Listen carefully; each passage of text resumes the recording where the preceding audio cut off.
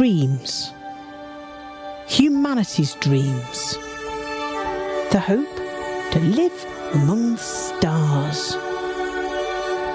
From early times, we've gazed up to the heavens and wondered if one day we could travel there. Maybe even live there. The Brewer Corporation has made this dream a reality, constructing intricate cathedrals of metal, circling numerous planets across thousands of systems in our human bubble.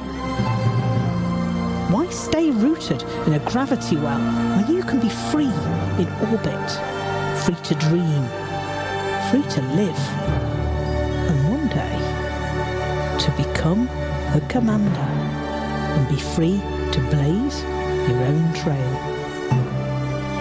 Brewer Corporation, the first step into the unknown. Come join us. Be free.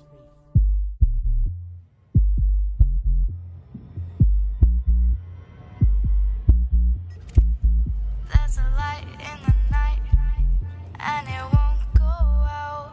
Now I found you. There's a heat so close that I never feel cold. Now I found you. I was alone, out in the dark. Then I saw hollow squares all around. Oh, now the calms call my name every night. Now I found you in the depths, gazing brightly at the neutron star. We share the field, scooping jet cones, leaping to the edges of the night. Oh, I was alone, out in the dark. Then I saw hollow squares all around. Oh, I was alone, out in the dark. Heaven was all around. Oh, let's jump together. Let's jump together.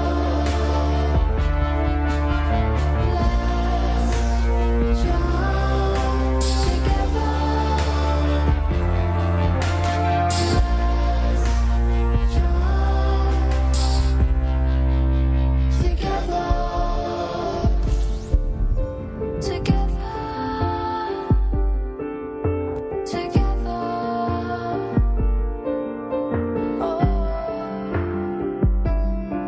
See the tribes blink. Oh, everyone's a soul on a new path, on a brave line. Feel the engines roar. Let's engage it all. Feel the new ride as we all intertwine. Let's jump together. Let's jump together. Let's jump together. Let's jump together. Let's jump together. Let's jump together. Let's jump together.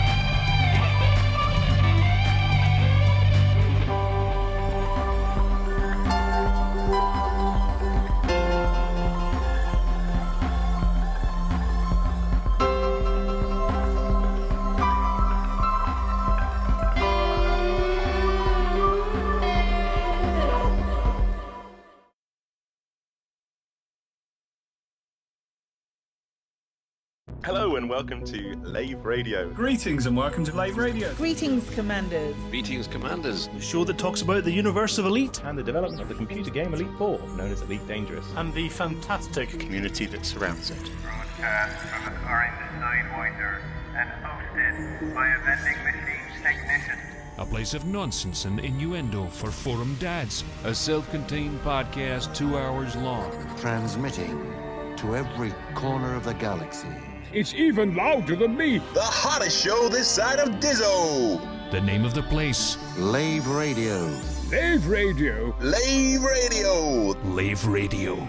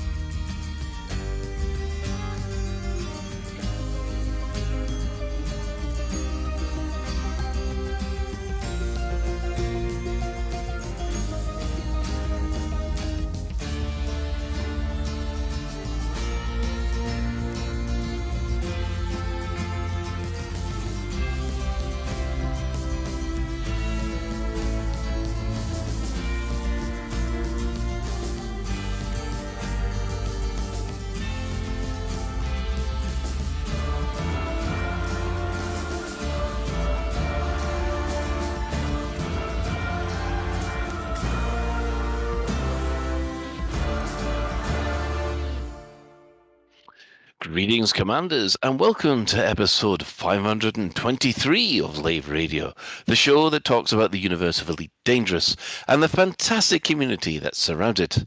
I'm your host, Commander Phoenix to Fire, Chief Archivist of Lave Station, otherwise known as Colin Ford, and joining me in the orange Sidewinder bar for this episode, we have our SRV Banksy, that would be the legendary Commander Alec Turner.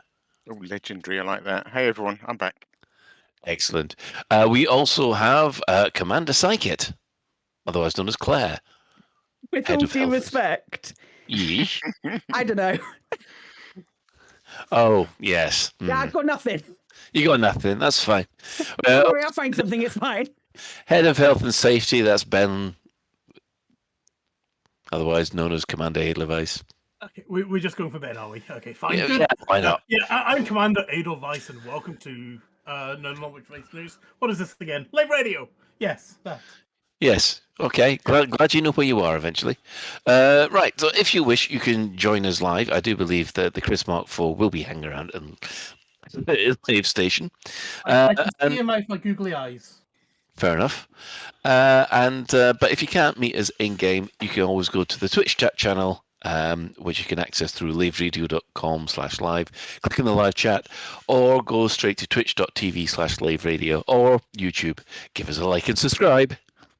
Anyway, so let's have a quick chat round the team, see what they've been up to this week. We'll start with Alec this week. How are you? I'm all right. I had an absolutely exhausting week last week, hence why I was away on the show. Long story short, but my daughter lives in Bristol and discovered that her flat had mould in it of the sort that has spores which make you very unwell. She'd been there a year, and anyway, it was an urgent move, so she managed to find a new flat, and then I went to Bristol for 3 days, Wednesday, Thursday, Friday, and because of the nature of the move, she's basically leaving most of her worldly possessions behind for fear of contamination and starting again. So bold move. But anyway, so there was lots of me driving around every B&Q and Dunelm and hardware and homeware store you can imagine in Bristol, as she was feverishly using her phone to sort of put click and collect orders in. So she was basically at base doing click and collect, and I was whizzing around in the car. You doing the collecting? Yeah. Crazy. Did you get lost in IKEA? We didn't actually do IKEA at all. Why didn't we do IKEA? I don't know. We didn't do IKEA. Maybe for fear that once I went in, I'd never come out again. I stayed in a nice hotel, though. I didn't spend much time in it, but it was right perched on the edge of looking over the Clifton suspension bridge, which was amazing. So I did actually They were long days, but I did actually get up at 6:30 one morning and go for a walk over the Clifton Suspension Bridge, which I stayed there, I think. What was it called? It's quite posh. It was quite expensive. Yeah, quite. But I stayed there when, this is eons ago. I think I was like 23, something like that, and I was doing training for a bank that I was going to be working at, and they put me in this hotel for a week. And you look out, and you can look to the right, and you can see this Clifton Suspension Bridge. Yeah, that's the one. Yeah, it's right on the edge. It's brilliant. I can't remember the name of it, but it's brilliant. Yeah, it was lovely. Yeah, I thought I'd treat myself because I knew it was going to be hard work. But anyway, all done, and she's in and sorted, so thank God. And then just to top it off, this was quite amusing. So quite a lot of car travel, and then when I got back, our car does tend to burn a little bit of oil. Not enough to worry about, but it just gets through it occasionally. So I topped up the oil. Anyway, so this morning, there's an engine warning light, and the car's not making good sounds. And it's like, oh, damn, okay, so I guess I'm not going to work today. I'm going to garages, and all the garages are all sort of saying, we can't fit you in for 2 weeks. It's like, oh, Jesus, it's going to be one of those months. And then a garage said, well, bring it in and we can run diagnostics and at least tell you how bad it is. And it turns out I'd left the bloody oil cap off. I was just rattling around under the bonnet. Well, at least you didn't lose it then. Yeah, so it was. To be honest, I was actually quite glad, but it turned out I was just an idiot because it was really stressing me out. Anyway, that was out of game. All over now. In game, what did I do? I missed last week, but I did manage to stay in the top 25% of the last CG, which was cool. Got my Discovery Scanner, as did we all. And I've dabbled with this one. I've done a bit of trading. I haven't done any combat bounty hunting yet, but yeah, I've done a bit of trading, which is quite fun for a short period. I've been boldly doing it in my Type A in open and trying to dodge griefers, which kept me entertained a little bit. Well, okay, braver than I am. Yeah, I don't know. I don't really care if I lose my ship or my cargo, and it's quite fun. Well, it can be. What else? I did. There was a Just About bounty that I swear to God, they're just pitching these Just About bounties straight at me now. They are, because there's one that says Alec Turner, hint, hint. Yeah. So I did that one, and I did a race around Midrand Hollow and made a video for that. And then Buckyball season is nearly upon us, and I am panicking like crazy now because I've just been so busy, and it's suddenly February, and I don't know how that happened. So today I've been running around planning the first Buckyball race of the season, which will be starting next month, providing I can make it. It'll be fine. Didn't you just finish? It does feel like it, doesn't it? No, November was when we finished. And then we've had a few months break, and then the plan is to start in March and run through to October. Excellent. But more on that next week, hopefully. Okay, we'll go to Ben next, because I do believe that Psychic will probably have an awful lot to say. Me? No. Never. So, yeah, I went to see the new Captain American film, which I quite enjoyed.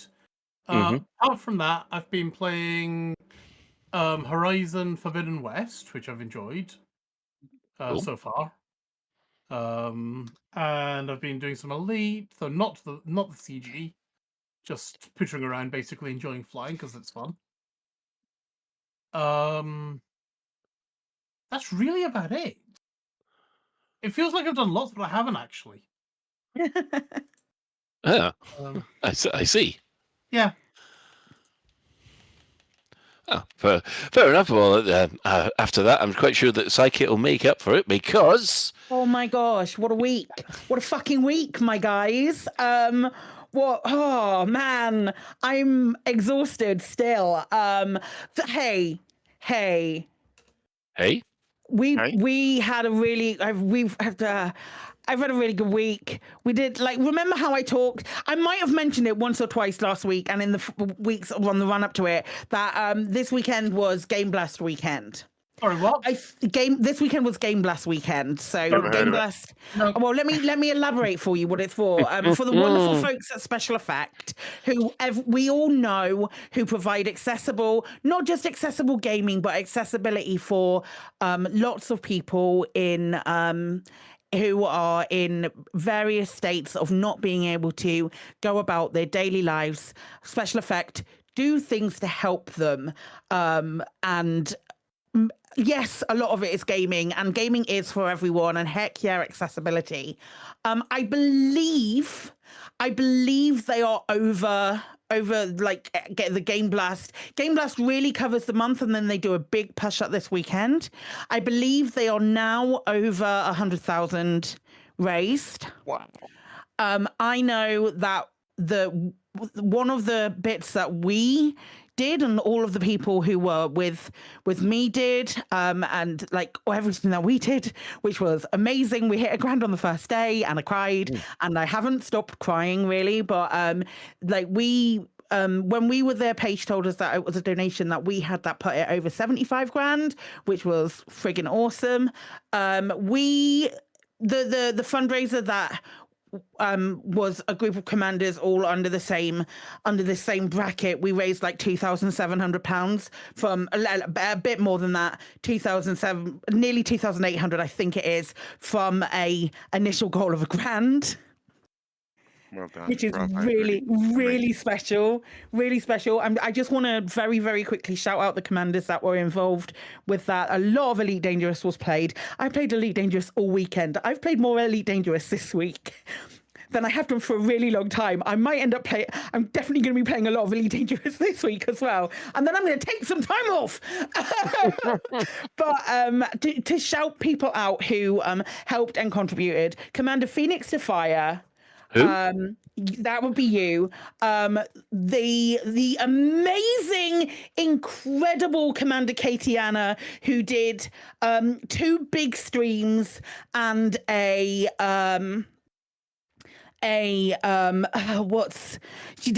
wrote Jeopardy, which was a fucking beautiful time. Why are they still dropping? That shouldn't be a thing.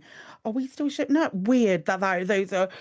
You can still donate. You can still donate to our campaign. There will be a link in the show notes. There will be a link in chat if you so wish to do it. Katie has also put together a separate quiz with more incentive to donate with Special Effect. Katie had quizzes coming out of the wazoo last week. She did incredibly. Jeopardy was genuinely one of my favorite things. I got the Mass Effect question, but it was so much fun. So thank you to everyone who was involved in that. So the Chris Mott 4, the Chris Mott 5, Epiphus, and the Burr Pit, Commander Burr and Rini, who have said that their buzzers weren't working, but press an X to doubt on that.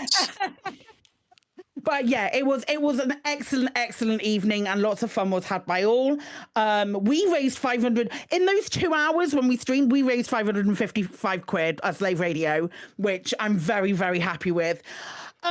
Who else? Father Bill, Commander Andrew Johnson, Katie Anna, and Nikki Dangerous, who all also streamed alongside. I streamed all the weekend. It was just an absolute joy and a pleasure to be involved with. What else have I done?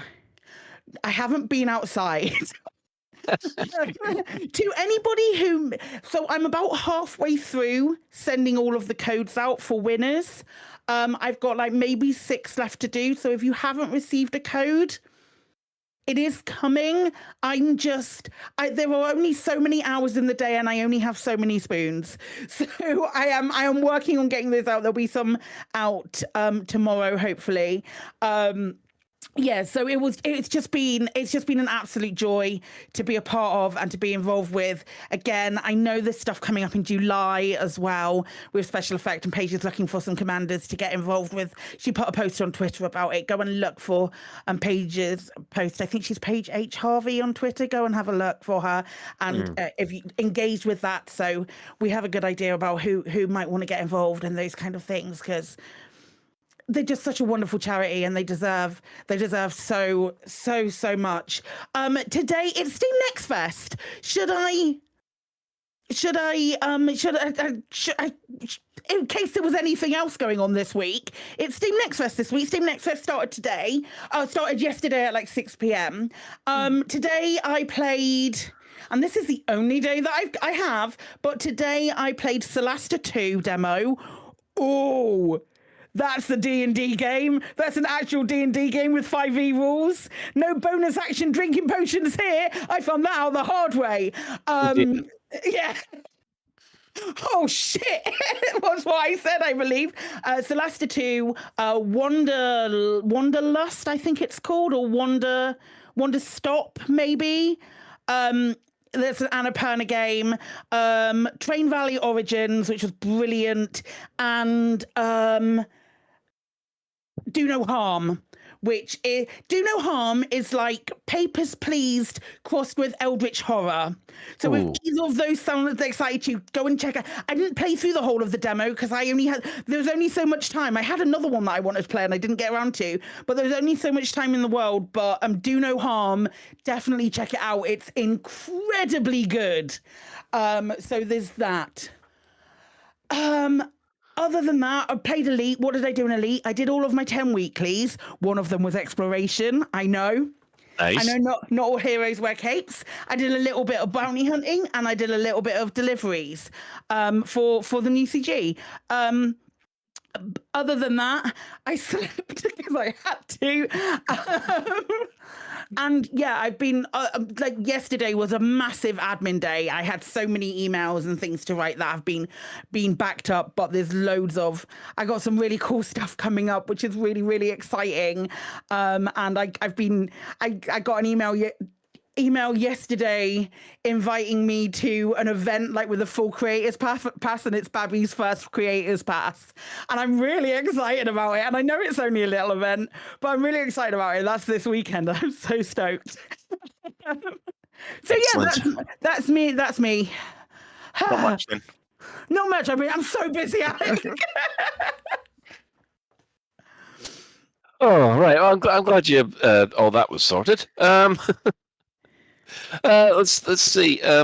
Well, at the moment, obviously, I was involved with Game Blast over the weekend, so that was a nice couple of fun streams. Thanks to everybody who's contributed, and yeah, so a lot of Elite Dangerous over the last week. Finally found out what was wrong with the bike, so that's now in progress of getting fixed, which is a relief. And the last thing was that I made a mistake on Sunday night. And it was a good job it was Sunday night, because I installed the latest GeForce drivers, as you do. And it worked fine with Final Fantasy VII Rebirth, and everything looked pretty and nice. You tried it in Elite Dangerous, blank screen of death. And it's still occurring with certain versions of it. And my main account's okay, but Steam and Epic both seem to be screwed. So I'm not going to be able to bring us the Power Play rankings this week, unfortunately. So yeah, that's me struggling with that. And before anybody asks, yes, I did try to reinstall the old drivers, but it kept on saying, no, we're not going to let you install the old drivers. So yes, I'm rapidly losing my hair as I rip it out. I do love that. Well done for putting the caveat of saying, hey folks, nobody troubleshoot. Don't troubleshoot me, because I feel that in my core, because the moment I mention anything, I get about 20 troubleshoot offers, and I'm like, I didn't ask. I really didn't ask. Well, thanks. Thanks anyway.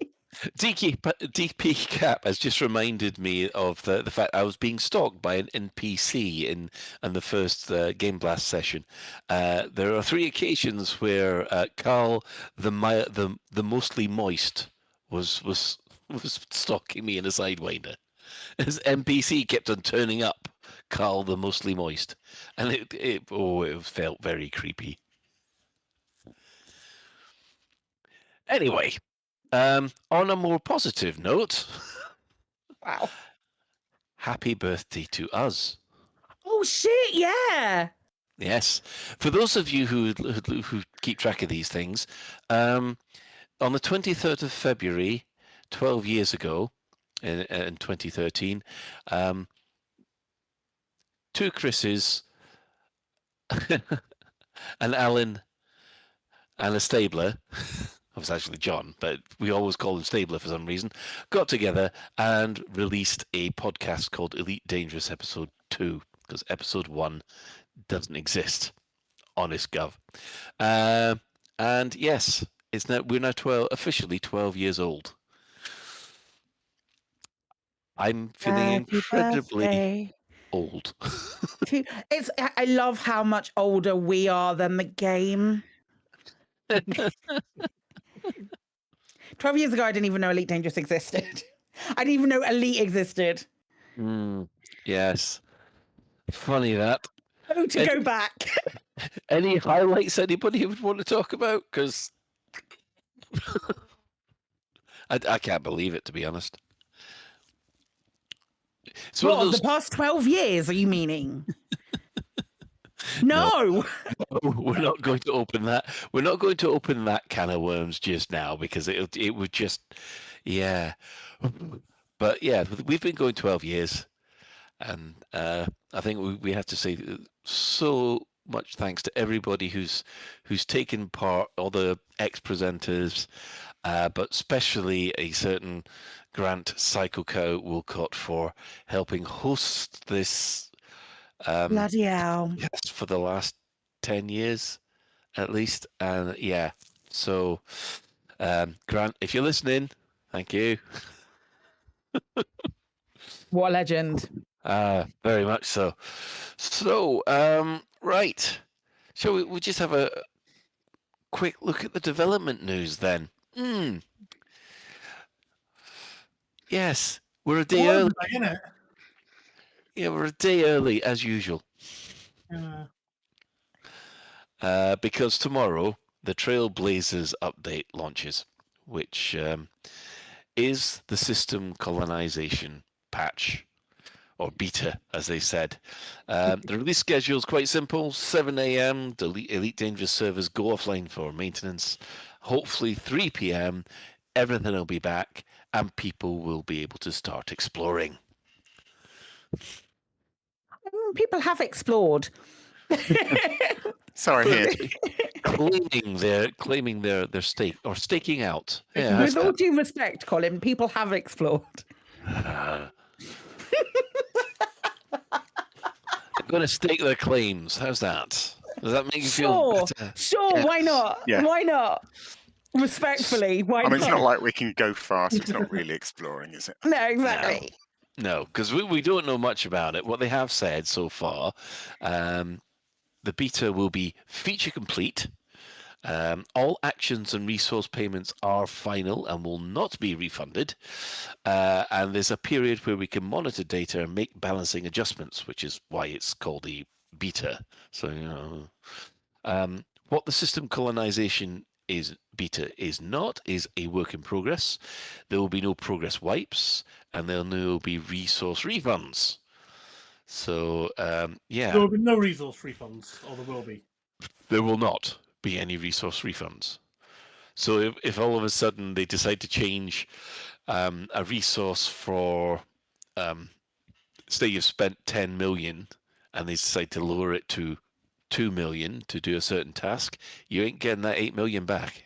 Yeah, I think it's a good shout to just call that out at the beginning. I think we all kind of know that, right? But it's good. Yeah, you say that. You say that, Alec. Don't speak for everyone. Okay, Don't maybe speak not for everything, everything, but because there are some dum-dums who won't know, who won't realise that that's a thing, and be like, Frontier, where is all of my money? Hey, have you heard that the Elite Dangerous community, sometimes they complain about stuff? I spent $1 billion, and now it's only $500 million. I want my $500 million back.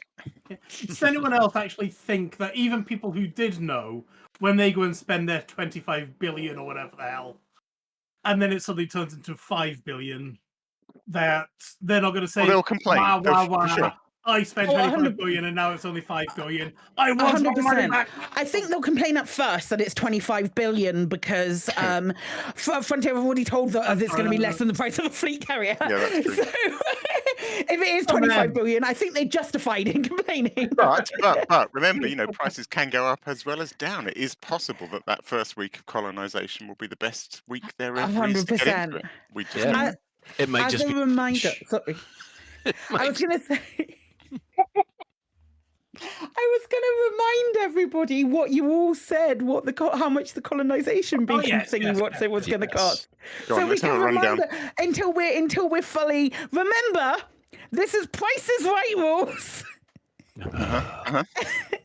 So Pete Wotherspoon has added, who does the Galnet News Direct Jess, who reads the news so we don't have to. He said 999,999,999. That's because I was up next with 1 billion, and he knew that he would get. Apaphis says 2 billion. Chris Mark 4 says 1.5 billion. We should have had the rundown. We should have had the music. Colin says 1 billion. Chris 5 says 850 million. Yours truly said 500 million. I miss Ben. Ben said 750 million, and Alex said 200 million. That's because it is in alphabetical order and not in numerical order, and that's why I sound confused this time. Normally I sound confused just because I am confused. But yeah, that's what everybody said. We'll find out. I'm sure we'll find out tomorrow. We'll definitely find out tomorrow what it is. Lovely. I also have to point out my sort of pedantic nature kicked in when they first announced this stuff. But the bit about there will be no progress wipes, there was an earlier sentence right at the beginning of the post saying, unless, So I do have to add a caveat that there will be no progress wipes unless it's a complete shit show and they have to go, sorry, hands up in the air. This is bad. We are rolling everything back. They reserve the right to do that, I think, which is fine. Is it too soon to mention the gamma period, Colin? What's the gamma period? Colin knows. Yeah, I'm sorry, I'm vaguely lost on this one. ED Gamma before we actually went. Oh God, yes. Yeah, the fact that they said, "Oh, don't worry, there'll be a wipe," so I stopped playing, and then they said, "Oh, by the way, we've changed our mind about the wipe," so everybody was about a month ahead of me. Yes, it's only been 10 years, Ben. It hasn't really. It doesn't really hit it. Without that wipe, if you'd had that wipe, you might have made it to Colonia by now. Well, judging by my game drivers, I'm not going to make it anyway. Jesus, you'll get there, Colin. You'll get there. It'll be fine. It'll be right. I hope so. One of these days. Oh dear. Yes. So, they want our feedback and helping and balancing it. They want us to share our feedback about the amount of resources required for doing whatever we're going to do, and the amount of time/distance taken to complete tasks. So that it sounds to me like there's also going to be tasks. Yeah, I guess so. Unless the task is setting up and colonizing your chosen system. Yeah. And incidentally, I can save them a lot of time if they're looking for if they're going to open a forum thread asking about distance. I can save them a lot of time and tell them now that they will get about 1,000 posts saying it's not enough. I'm not saying the community's right, but that is the feedback they will get. Yes, but they can take it on board and put a pin in it and come back to it at a later point. Yeah, sure. I saw in the like people are already. Hey, people. Did you know that people would complain about Elite Dangerous? But people were complaining in the Frontier Unlocked Discord server about it already, given the fact that it obviously, because it's not happened yet. I'm gonna try and have to find it. Here we go. I'm gonna have to find it, and I found it. And Paul wrote, and it got a little heated. And the amazing Paul Crowther wrote in the Discord server, "Hey folks, whilst I do enjoy siphoning off your negative energy and using it to keep my coffee toasty warm, I am supposed to remind people to not go after each other where possible. Just to be clear with the beta, any values, including distances, are subject to change, which is mainly the point of the beta. We're aiming to start smaller so we can scale up rather than start big and go, oh no, we've really overestimated this. So don't worry if it's not ideal right away. Just constructively share your feedback, respectfully, and we'll be going through all of it as we review the beta." With all due I respect. love the use of the word constructively, as if anybody's going to take any notice of it. I just enjoyed while I do enjoy siphoning off your negative energy. Thanks, Paul. I love them. How many salty tears does it take to power a coffee percolator anyway? Probably quite a few, but also just general negative energy when you're as high up in the Lichdom sphere as Paul Crowther is. It's relatively quite low to siphon that and make enough energy from it to power things. Oh, right. Apparently. So yes, you'll probably hear more about all this stuff next week as we react to everybody dropping their claim flags. Yeah. As usual, Lave Radio will be the last with the scoop on all the power on all the. You know what? That's absolutely fine, because we'll let everybody else have be really opinionated, and we'll just fuck about for the day, and it'll be great. Yeah, we will take complaints. We will take our time and give you a fair and balanced review at the end of it, and not jump to immediate conclusions. No, I'm jumping to conclusions. No, I want to jump to immediate conclusions. Oh. All right, I'm sorry then. Pardon me for being fair and balanced. Nah. Nice try. Right, okay. Well, I'm going to hand over to the community news. Alec, what's the community been up to? And now, to the community coroner.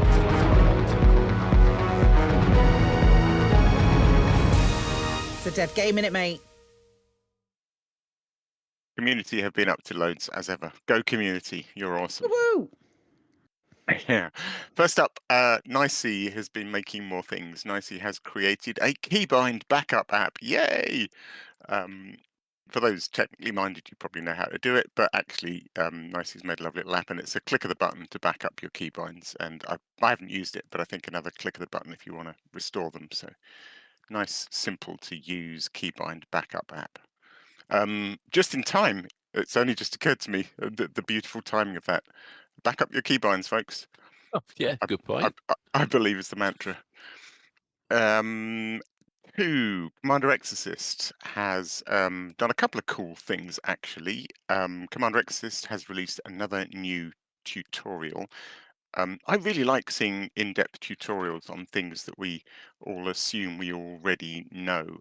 So this is a tutorial on the galaxy map, excluding all the new power play stuff, which is a tutorial in itself. And it's really good.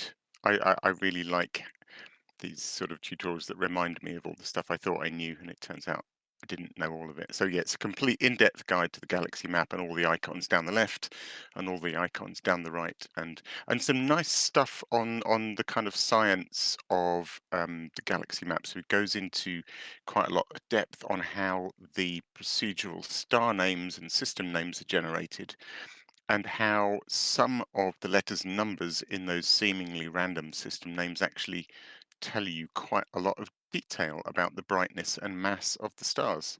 So yeah, it's a really good watch. And on the back of that, Exorcist has also now got a new web page, which we'll include in the show notes, which links to all of its tutorials. It turns out there's a lot now. There's a whole section on exploration guides, and there's a good 5 or 6 guides on exploration, and there's a whole bunch of ground combat guides, and I guess more coming soon. So yeah, great stuff coming from Exorcist. All right, next. Yes, folks will remember this was quite a long time ago now, but I did a video compilation called 100 Screenshots. I realized that I had 100 Elite Dangerous screenshots in my Windows desktop background folder, and released a video, and it sparked off a bit of a craze of doing 100 screenshots videos. Commander Phase Sky has finally released one, and it's extraordinary. I really strongly recommend people give this a watch. Having watched about 25 100 screenshot compilations, I have seen a lot of this stuff, and it's all great. But Phase Sky has a fairly unique, I would say, approach to Elite Dangerous photography. It's got a real eye for featuring close-up detail and just seeing things from a slightly different angle and perspective. And there's some really genuinely extraordinary screenshots in this collection. So give that a watch. She uses filters quite a lot as well, which is fine.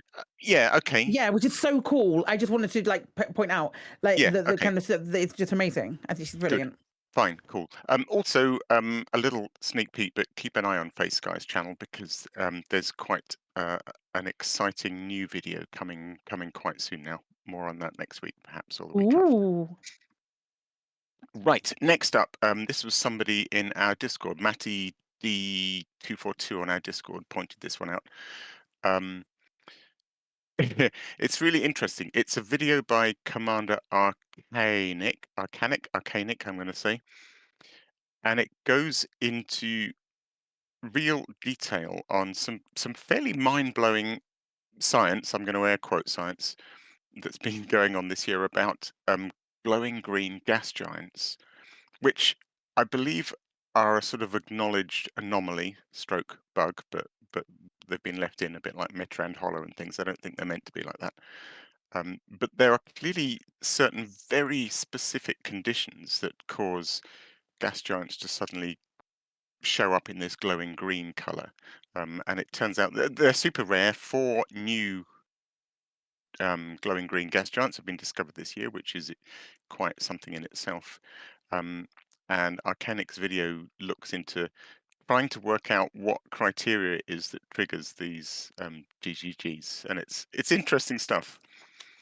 Actually, what was the video description basically says, with the new year comes new new gifts, this time in the form of 4 new green gas giants within the span of just a month. In this video, I'll explore some of the new things these planets told us regarding how they're generated, as well as some conjectures of my own. Yeah, good. I enjoyed that. It was interesting. Something a bit different. Next up, I thought we'd featured this already, but it claims to be new, so maybe I've just seen too many of these already. But it's great. It's from Commander Indigo, and it's a guide to Powerplay. So it's You Should Try Powerplay 2.0 Full Beginner's Guide. And the video description to that is, so with the major update that released Powerplay 2.0, it's become a much more understandable, complete gameplay system. Although it's not perfect and isn't great at explaining how to interact with it, this video is a complete guide for beginners to get you acquainted with the various terminologies and user interfaces so you can jump right in. Yeah, and it's a good guide. Next, couple more. Next, Just About, we usually feature something from justabout.com, who've now dropped the about. They are just. And this, yeah, whatever. and the name of this particular challenge is the This Is My Elite Dangerous challenge. A link to it in the show notes. And there's big money up for grabs on this one. I shall read out the description. To win one of our 50 $120 prizes, we want you to make a 3-minute video that meets the brief, This is my Elite Dangerous. That line should also be the title of your video. Feel free to follow up with additional text. How you interpret the brief is up to you. We're excited to see it met in a variety of ways that capture the many playstyles of the game's diverse player base. That said, a high-quality cinematic video is more likely to win one of our 50 prizes. So yeah, they're giving away 50 $120 prizes. It's a lot of money. They're splashing a lot of money. That is the equivalent of the old. Remember the old video competition that they had, when you had all Yeah. that thing like Sticky Bee and Yeah, I guess so. What's that? $6,000. yeah, Turgeon's Tales. Hello, Turgeon. Oh There's yeah, those are 120 wonderful. for you if you can put some in. Yeah. So yeah, get a I score. might- That might be the first thing I enter. Because I wouldn't know, it's not even that. I just feel like this is my Elite Dangerous is a really nice prompt. It is. It is a nice prompt. It doesn't feel contrite or like I'd be forced to do it. I can talk about what I love about Elite. Yeah. It's not like we Yeah, do. I We really talk like about that it all prompt. the fucking time. So yeah, I really like that.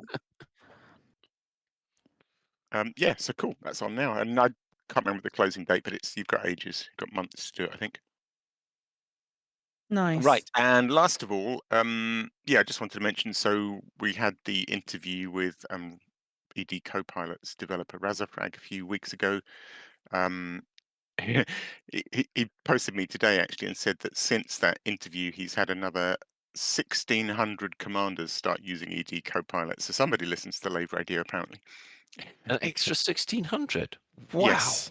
Nah, that ain't all just us. There's no way 1,600 people listen to this tripe. No, but it's there's a nice snowball effect going on. So yeah, it's very exciting. And he did ask if we could just give a final shout out for the he's doing this promotion throughout February. So take part in any of the ED Copilot time trials. You don't have to win. You don't even come last. It doesn't matter. But if you can complete at least one ED Copilot time trial, then your name goes into a draw. And I think we might be calling out the winners on next week's show. Watch this space. But and just a little summation of that. Any commander who completes any ED Copilot time trial in the month of February 2025 will have their names entered into a prize draw.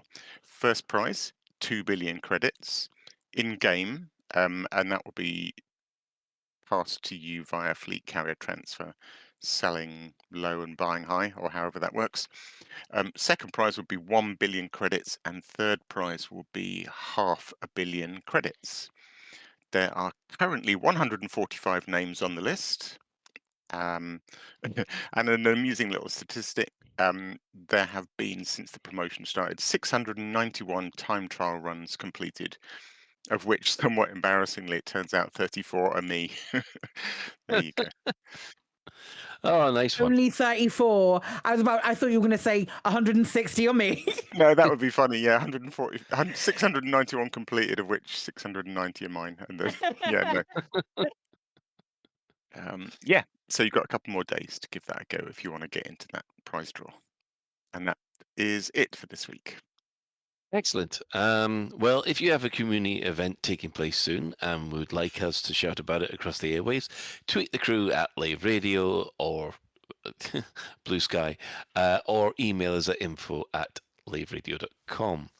So, the in-game events. What has been happening this week? Well, on Wednesday, the 19th of February, the Brewer Corporation says that the survey initiative was successful despite the fact there was a player lockdown. So, yes, I got knocked down to the top 50% from top 25. Damn it.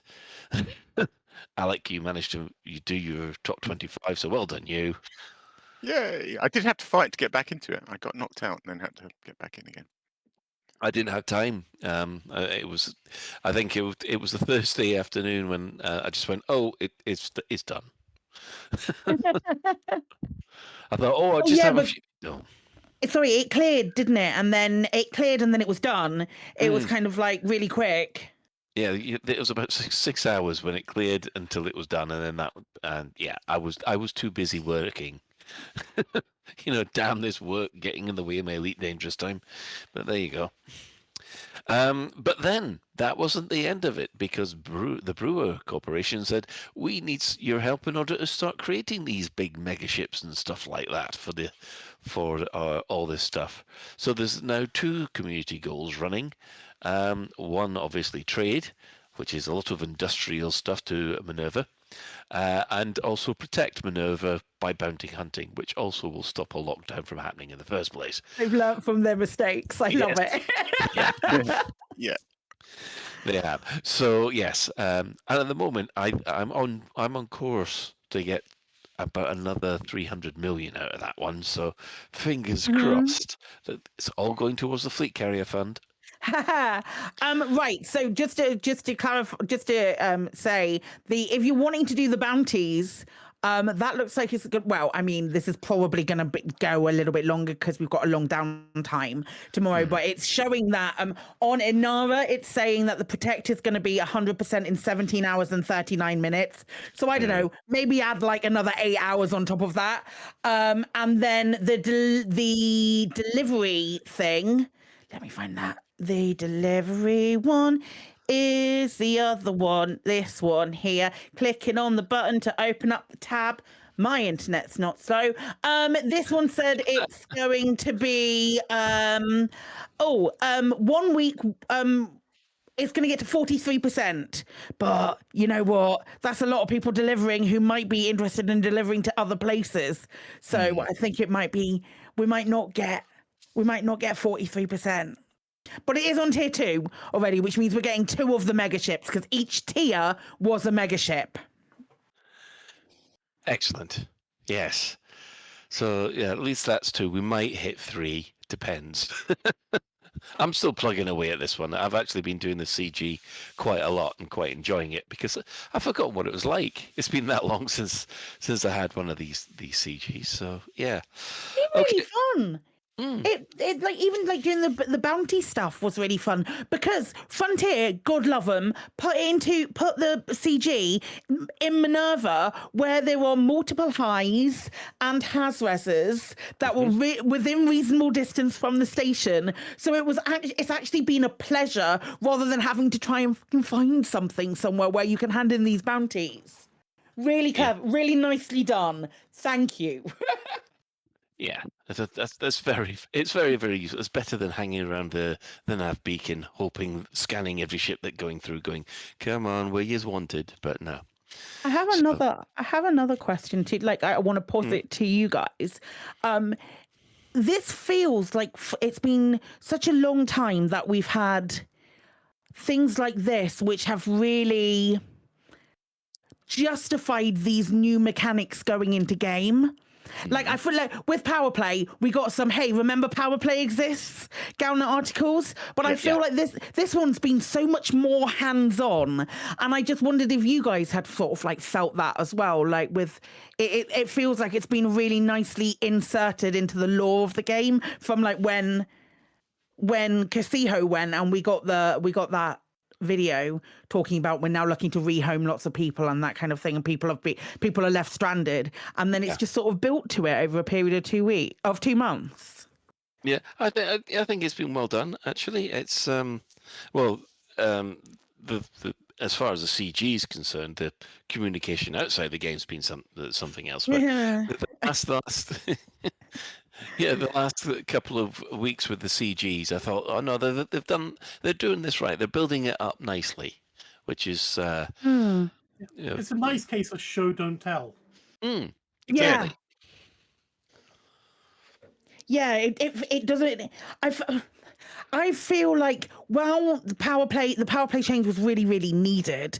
It was for me, it was jarring in game because it didn't feel like there was a gradual build up to it. We just were getting messages going, hey, remember power play exists, but they were flowery. Hey, remember power play exists in different ways. And we even joked about it, like with the Galnet articles. Oh, there's a thing about a power play person being a bit weird. Oh yeah, we're just reminding everybody that power play exists. But this genuinely feels like we've been contributing to the end product, whatever that ends up being. Yeah, I don't know. It's just interesting. I guess it's slightly easier to do maybe with colonization than it was power play. You know, some of the sort of content makers like sort of Pete and Jude and Exorcist sort of fight quite hard to stay in universe and not break the fourth wall. But I think it's quite hard to talk about power play as a new, clearly game feature in a way that doesn't break the fourth wall, if you know what I mean. Yeah. But yeah, they're doing it very nicely with colonization. I think it works really well. Yeah. Well, on the subject of that, we will give you the power play standings as we know it at the moment.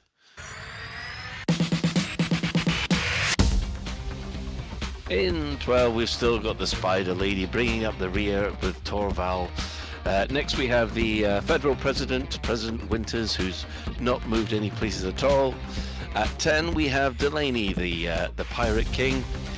He's gaining on Kane, but not by much.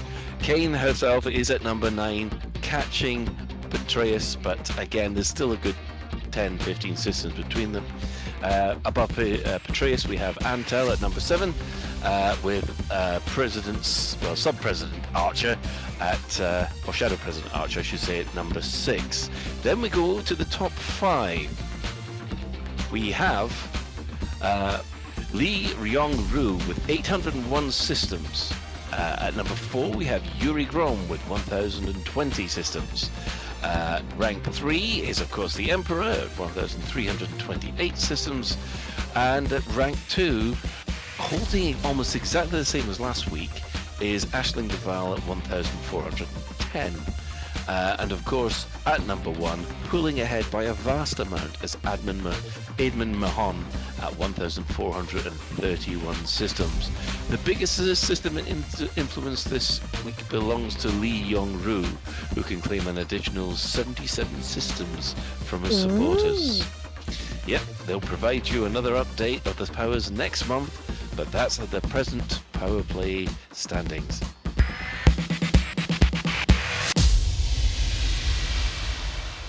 Brilliant. Yeah. So, after that, I guess it's that time of the week again. Store alert!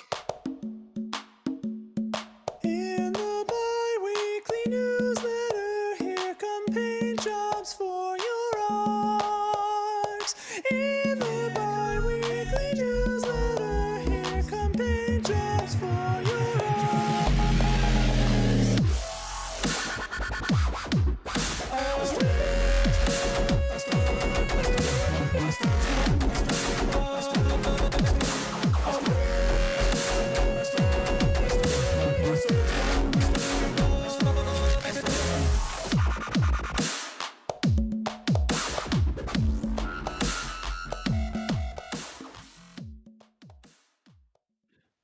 And welcome back. Well, we do have a new Jumpstart ship which was available. That is, surprisingly enough, the Type 9 trading ship, just in time if there is a trading CG on. It has a specialized trading loadout, engineered hardpoints, utility, core, and optional internals, a Class 6 FSD with SCO, and a Guardian frameshift booster, 4-piece Hazard ship kit, and a Hazard construction paint job, and a commercial G decal. A double decal. So, yes, this one, the one that we've got looks quite golden. But yes, who fancies a bit of glam on their T9 then? No, Kind of cool. It's all right. What's the decal? Are the chevrons the decal? Yes. Yeah. Okay. They look to be the decals. Yes. But I mean, I'm afraid to say I've already got this kind of thing on my T9, so I don't need another one. But yeah, it's T9. I don't mind it. It's got a sort of industrial kind of feel. I think it works all right. Yeah. It makes sense that Frontier would capitalize on it by providing another trading ship. Weird to me that they didn't. We've already got like a Type 8 trader, haven't we? Yes. Like a Jumpstart trader. Oh yeah, that makes sense. That's why they said the Type 9. Then they've done another one. I'm okay. Yeah. So yeah, it's the first time they've done a Type 9. And I must admit, in the chat room and the CG, for those of you who know this, that the system-wide chat in the game actually goes across all all game modes. So it doesn't matter if you're in solo, open or private, you will see everybody else's chat. They were discussing the benefits of the Type 9 versus the Imperial Cutter. And yes, basically it went down to everyone likes the Type 9 except if you're an Imperial snob. So that's the way the conversation broke down.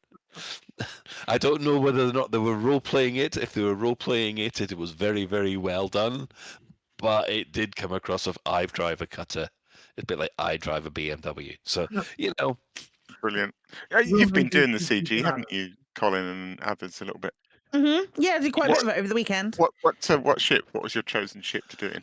Oh, the trading. I'll bust out the big jobs, the T9. Okay. I have a T9 called Big Jobs.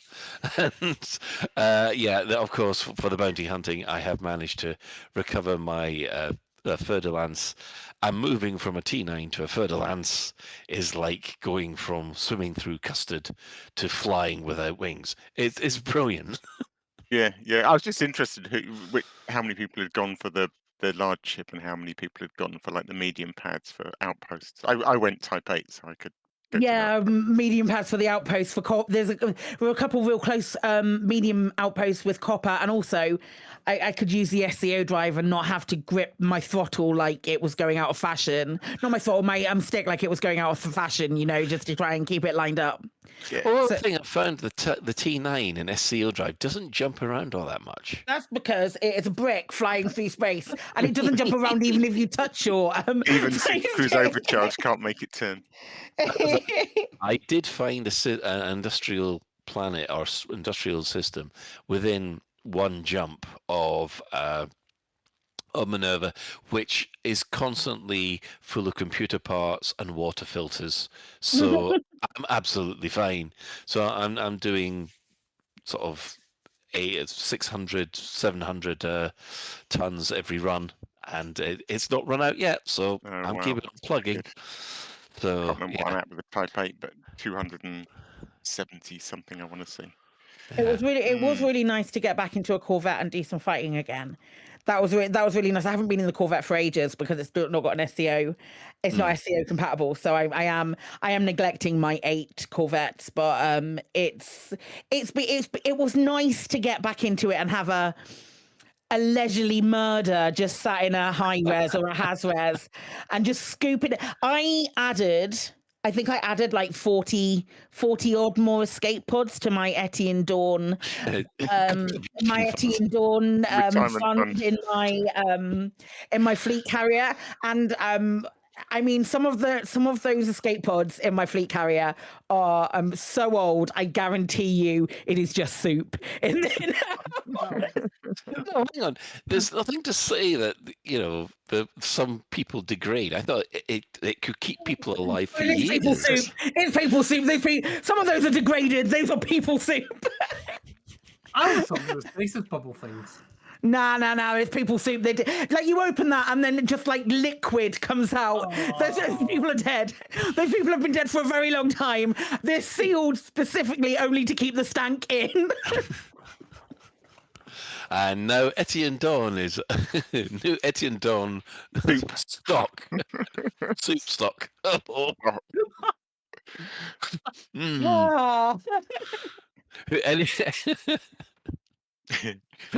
Anybody for a power shake?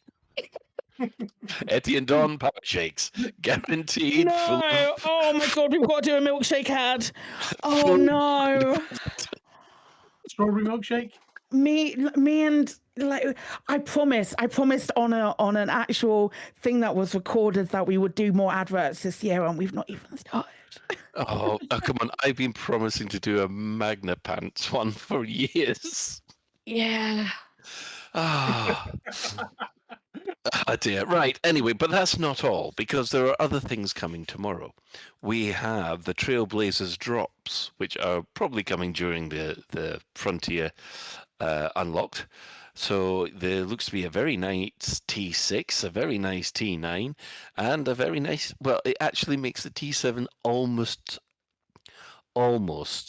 acceptable. There is one more as well, but we don't have a picture of that yet. There are 4.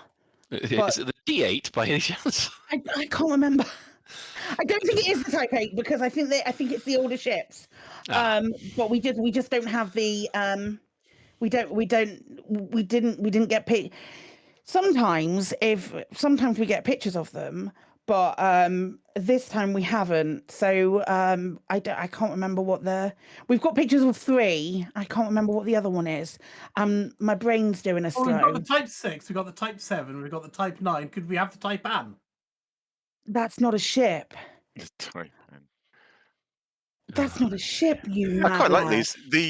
The Type 6 in particular, I can't remember where I went, but one of my very first exploration trips, I took out a Type 6. That's a keelback. Oh, it is a keelback, you're right. Because it's got the flappy little wings. Yeah, okay. Okay, I've never really thought about this. Does the Type 6 and the keelback look very similar? Is the flappy wings just bolted onto the side of a Type 6? Yeah, effectively. Huh, never really thought about that. But what I was going to say about the paint job is... Sorry? You're right. How could you not? I don't know. I just never thought about it. Obvious now. I was going to say the paint job... Sorry, I was thinking Deros. Was it Deros stick or something? Deerolog, man. It's Type 9, keelback, Type 6, Type 7, in that order by watching Elite Dangerous Partners. So 15 minutes, 30 minutes, an hour and 30. If you're not watching an Elite Dangerous Partners streamer, you will still get drops for your community. Those drops are the keelback and the Type 7, which are 30 minutes and an hour and 30 minutes. Well, Colin dissolves into fits of laughter. It's just I can't believe, Alec, after all this time that you didn't know that the T6 and the keelback's a version of the T6. I'm not very observant sometimes. What can I tell you? I don't fly these stupid ships most of the time. They're not fast enough for Alec. Yeah, they're not exactly races, are they? Although perhaps we should all do a Type 6 buckyball race at one point. Actually, the keelback's great. Now, the keelback has potential because of its ship launch fighter. So you can do a triathlon in the keelback, which is fun. Oh, very true. Very true. Doesn't that paint job? Let me get this out for God's sake. Okay. Doesn't the paint job remind you of Chris Foss artwork for science fiction books from the 80s? Yes. Yeah, it's got very Homeworld vibes to me. Interesting. Yeah.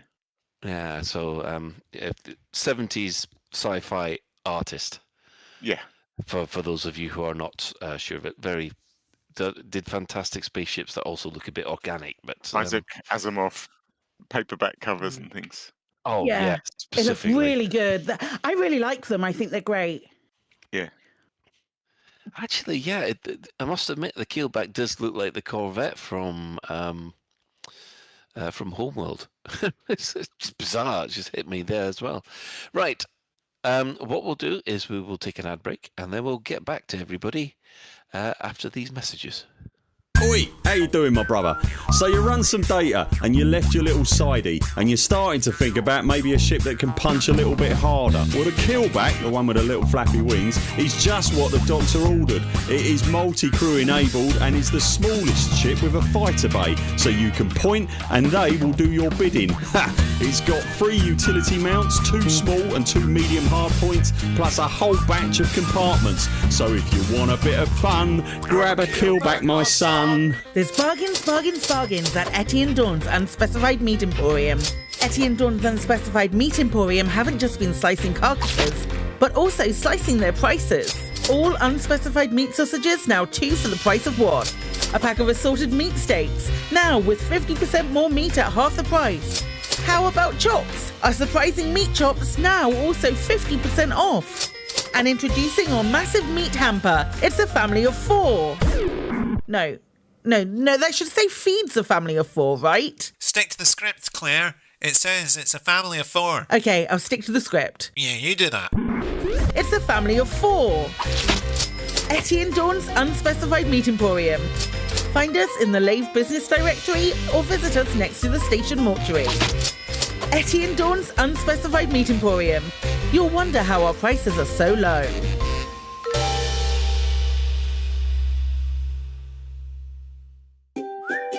We all know what it's like. You're busy managing your settlement when suddenly the alarms go off. Oh no, not again. That's right. A commander with a Federation naval rank of Admiral, an Imperial King no less, has landed in a ship worth over 100 million credits and is killing all your staff, while they look around for a 10 credit adhesive to glue an upgraded scope to their 100,000 credit assault rifle. They fly away with their super glue and you're left with a problem. How are you going to get your agricultural plant back up and running? How am I going to get my plant up and running? How are you going to find staff at short notice? How am I going to find staff at short notice? How are you going to deal with all those bodies? There's bodies everywhere. And they've stained the carpet. Wonder no longer. Call Aries Crime Scene Cleanup Services. Hello, I'm Harry from Harry's Mine. After a sudden increase in robberies and murders by commanders since 3307, I've gained valuable expertise in cleaning up bodies, recruiting new staff and restocking stationary lockers. Now you can benefit from my experience by signing up to our Crime Scene Cleanup Service subscription plan. That's right. For only a small monthly fee, when your settlement alarms are activated, our rapid response cleanup crew will be dispatched, along with our patented Cadaver Scoop 150. The Cadaver Scoop 150 can be mounted to surface reconnaissance vehicles and skimmers to make tidying up your settlement a breeze. Wow, the bodies are gone. Our recruitment team has potential new employees on standby across the galaxy, ready to fill your vacant roles in security, logistics, administration, processing, and more. My plant's operational again. Thanks, Aries Crime Scenes Cleanup Services. Aries Crime Scene Cleanup Services. We'll have your settlement as good as new before the next ship arrives. Cadaver Scoop 150 disposal bags sold separately. And welcome back. I just had to make sure that the Cadaver Scoop bags were notified. And yes, so what can we talk about today? Well, obviously, tomorrow we get colonization. However, that's not all, because they have said that they're going to announce what the rest of the plans are going to be for Elite Dangerous this year. So let's run it round the crew to discuss what are you hoping for that they're going to announce, or realistically. What we're hoping to see, do you mean? Because we've kind of done what we expect of the year. Not that I'm not one for doubling down and doing content over again. That would be weird if I wasn't. Look, last time we had the moonshot stuff idea, but yeah, that's true. But let's put a realistic hat on. Oof. Oof. So, who would like to start? Volunteers, please. I'll start. 15 minutes at the end of a 2-hour Planet Coaster to 2 Street. That's what I'm expecting. That's not what I'm expecting at all. I tell you what, and this might sound like moonshot, but what I'm expecting is at least a soupçon of a roadmap of some kind. Now, I've said a bad word. I'm really sorry. You have raked me over the coals so many times for mentioning the R word. Okay, let's not say roadmap. Let's say vague idea plan for the year, maybe. Shall we call it that? Avenue blueprint. Yeah. Like they're calling the Trailblazers update a beta when it's not. Let's call this a wee guideline of what they're planning on doing. Back of a napkin kind of idea. Yeah, just a little elevator pitch. Okay. Elevator pitch for the year. That's what I'd like to see. I'm not expecting it. I'm maybe expecting Arth to say something really vague. I'm really excited about the next patch. Yeah, I like literally something like that, and then just leaving us hanging with no other news. Oh God, I hope they don't, because I know that they. Oh, this is the one. The problem is that they do love their vaguing. They like to. Yeah, they do After lean the into it. Devil I feel like one thing I meant to do and I forgot was to actually go back and watch last year's Frontier Unlocked and just the format of it, because Zach did kind of say you liked that, so we're going to do that again, and I just wanted to remind myself what they showed on that very first FU of last year. Like, what did they do? A little roadmap sketch? I can't remember. I feel like they did. Yeah, they did. Did they? Yeah, they said that they knew that they mentioned that what was happening was going to be obviously the update, the next Thargoid War update, which was the fact that we could actually get into the Titans for the first time, and then the next one was they were going to start announcing power play, and then they said they left the last one hanging, saying, and there's going to be a big update at the end of the year, which is something we've never done before, which was the exploration. Now, obviously, power play and exploration slipped, but they did manage to hit all the 4 ships. Yep, but they did. Because they announced the 4 new ships, and they said, but we're not going to tell you what they were. So everybody, thank you guys. It gave us great speculation content for the next 4 months until the first one turned up, because it was quite a while until the Python 2 turned up. But but they didn't say anything about the engineering update. They didn't say anything about the SCO drive. Those 2 were just complete surprises out of nowhere, and I think we can say that both of those have been welcome additions to the game. Yeah. So who knows? Perhaps they're going to give us a kind of vague map. A vague map. I just looked it up because I was here. Just looked it up. The coming up, Elite Dangerous coming up in 2024 from Frontier Unlocked is 10 minutes and 20 seconds. I hope we get more than 10 minutes and 20 seconds. That's all it is. Yeah. Yeah, and people complain if we only get half an hour nowadays. Yikes. I know, but it was. But I must admit, so it was such a surprise, because we were just expecting at that time, and we're going to run it down, and once the Thargoids are gone, that's it. We're just going to let it. Pretty much it. Yeah. We were prepping for Doom. Yeah, we were thinking, well, let's enjoy the Thargoids while we still got them, and then guess that'll be it. And oh, how wrong we were, and how glad that how wrong we were. So yeah. I'm hoping for a vague map, if you like, as well. Yeah. I mean, I don't have to know all the details. Just something to pique the interest, to know that it's going at the end of the year, because I don't know how they're going to. I think they found having 3 updates this year in 2024 too much. So I think we might get one every. We'll get this exploration one, and maybe another one. Sort of September time. Yeah, that's kind of what I'm thinking. Just like one other big. I don't know what it'd be. CQC? No.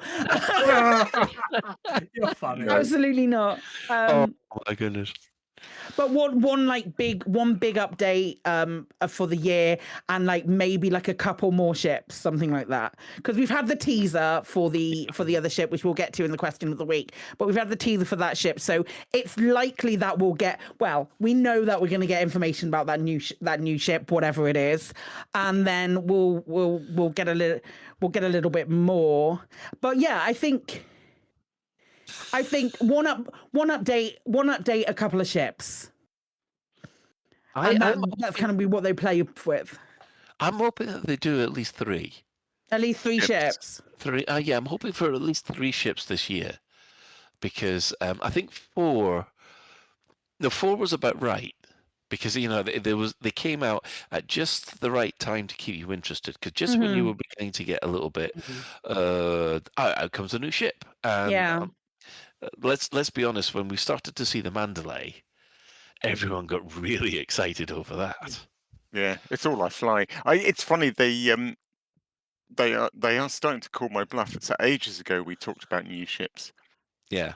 maybe the beginning of last year or even the year before, and people always talked about there not being any more gaps in the kind of functional spectrum of ships. There was, there's no roles left to fill. And I always used to go on and say, you don't need roles to fill. Just, if Bacon you rolls. think Do you mean bacon rolls? I I'm so don't sorry. actually. But I used to talk about things like family estate cars and go, just because we've got one doesn't mean there isn't room for a dozen family estate cars, because people have different preferences on cosmetics. But it is interesting that I am now starting to think, what could they release that would drag me out of the Mandalay? Yeah, no, I agree. And I also think that the SCO. Yeah. The SCO gave them a license to print more ships. Yes. Like it gave them the justification to create ships that performed better with SCO. And I think I also, credit where credit's due, think that's really clever as well. Yeah. Respectfully. Yeah, I didn't see that coming at all. That was really cool. Because I remember they talked about these 4 new ships, these 4 new variants, as they called them, would have some feature that was unique, and we spent ages speculating, and I don't think anybody guessed anything like SCO. It was No, because really cool.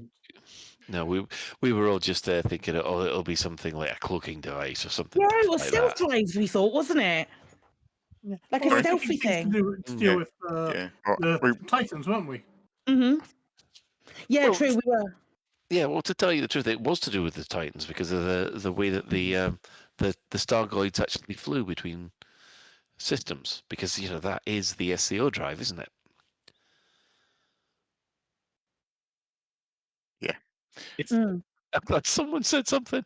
So I on back on the original question, I was just thinking. So I suppose yes, the roadmap.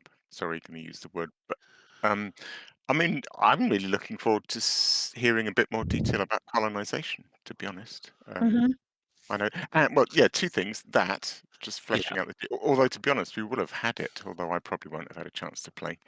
But I'd be interested to see them talk a little bit more about that. And also, I am just curious to see if there is going to be another new feature. Like, I don't know. I can't.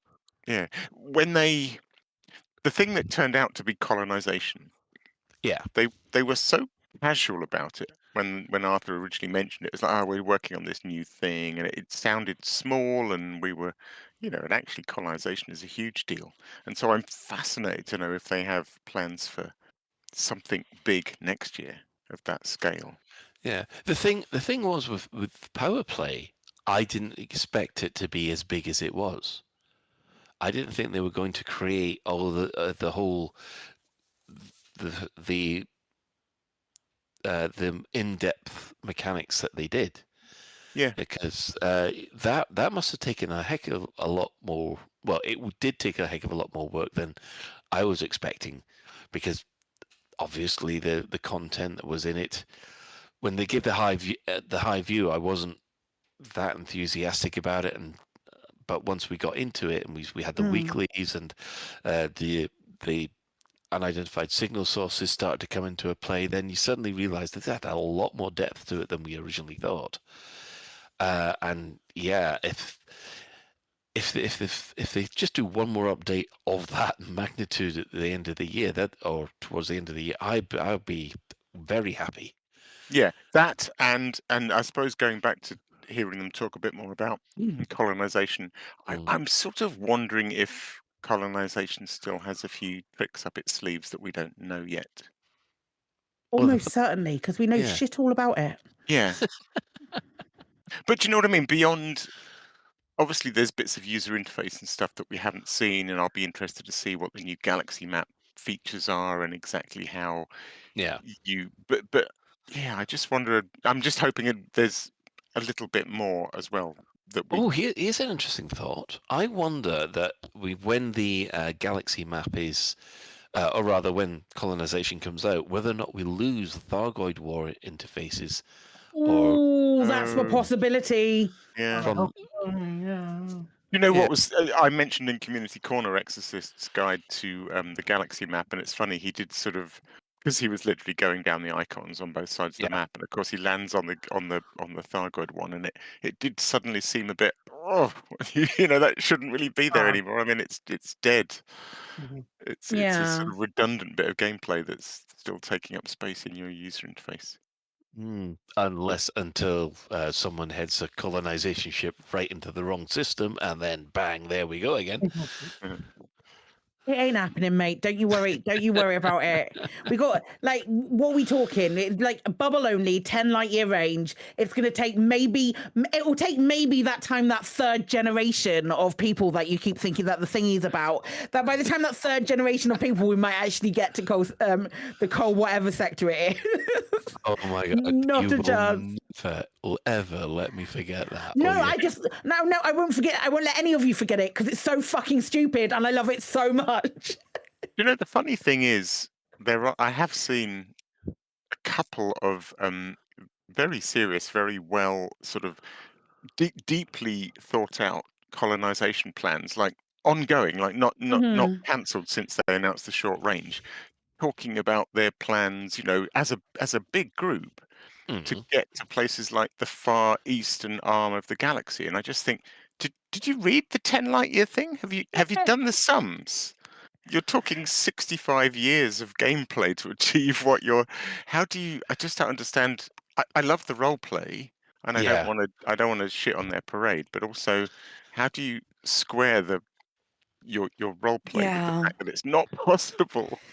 We have I'll tell you what we've done, and I don't know if this is the same for a lot of different groups, but I set out a brief, and one of the absolutely wonderful beans in our squadron wrote out a list of uninhabited systems that are within 40 light years. Now, there's a reason I've said 40. The uninhabited systems that are within 40 light years of any system owned by the faction that we support. Because my mentality is, okay, if we can get these systems even populated in the slightest, our faction can then, or the faction we support can then expand into them. So we're not only just using the colonization mechanics, we're also using the expansion, the BGS and the expansion mechanics to push that out. And I think that's nice.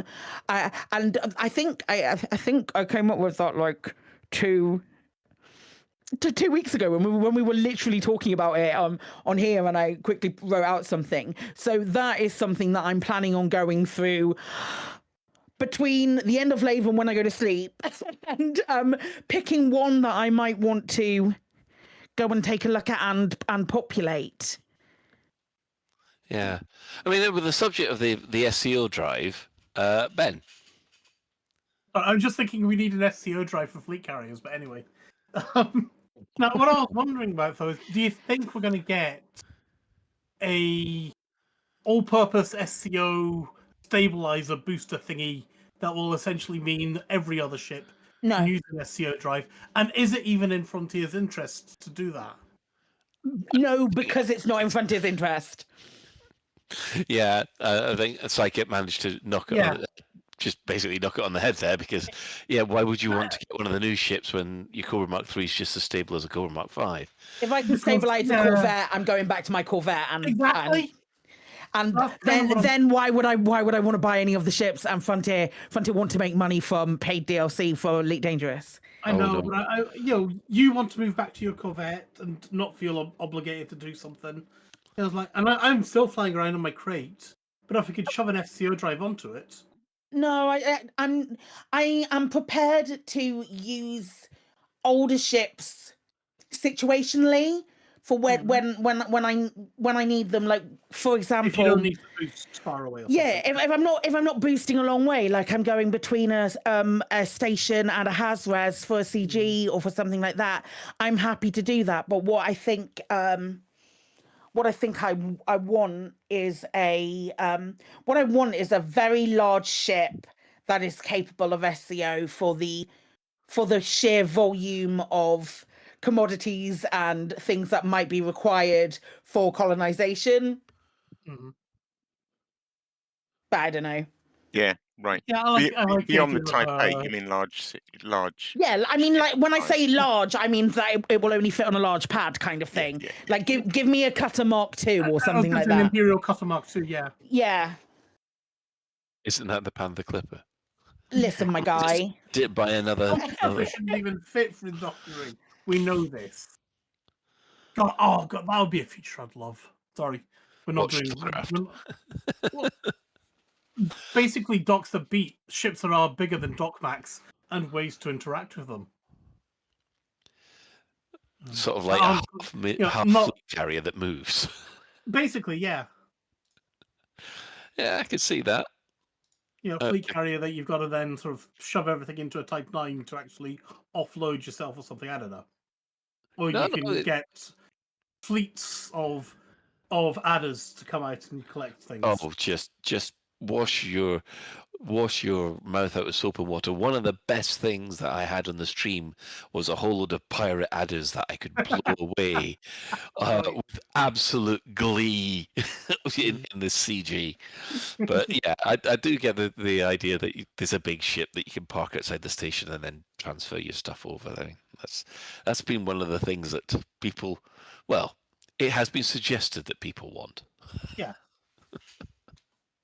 Including yourself. Yeah. So, I mean, obviously we've gone a little. We're thinking about things that we wanted from this year, aren't we? Yeah, I mean, that's how I was starting to think about. A thing that I could see them giving us would have been an STO drive because there's not going to be a lot of work for them to give. But then it's also shooting themselves in the foot. Mm-hmm. Yeah. I mean, I do hope that they're going to do something with Crime and Punishment. That is still one of my hopes. Dream on. Well, we will. If you had said at the beginning of last year, "Oh, they're going to sort out something with engineering," I would have said exactly that. But they still managed to put the engineering fixes in. Yeah, true. So it's about level. Do you think with the Trailblazers update there might be a stealth update or increase to data and data and oh my god, on foot materials? Yeah. Yeah. That'd be nice. It'd be nice, wouldn't it? Be really fucking nice. I'm sorry, I'm beginning to hate manufacturing instructions. I think I said it before, but I still think some kind of upgraded broker where you can exchange far more materials than you can now, and you can exchange ship materials for on-foot materials, and you can turn iron into, I don't know. But yeah, just let us trade that stuff around. If you don't like one sort of gameplay, then don't force us to do it.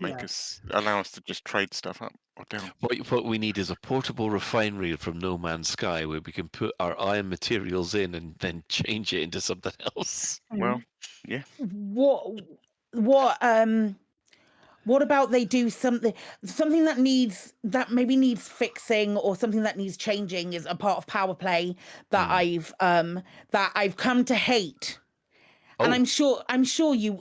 This isn't like a basic thing of on foot versus thingy. You know when you level up and you get care packages. Yes. Oh God, yes, those are broken. The ones that are fucking left on their own when you've not able to fill the things.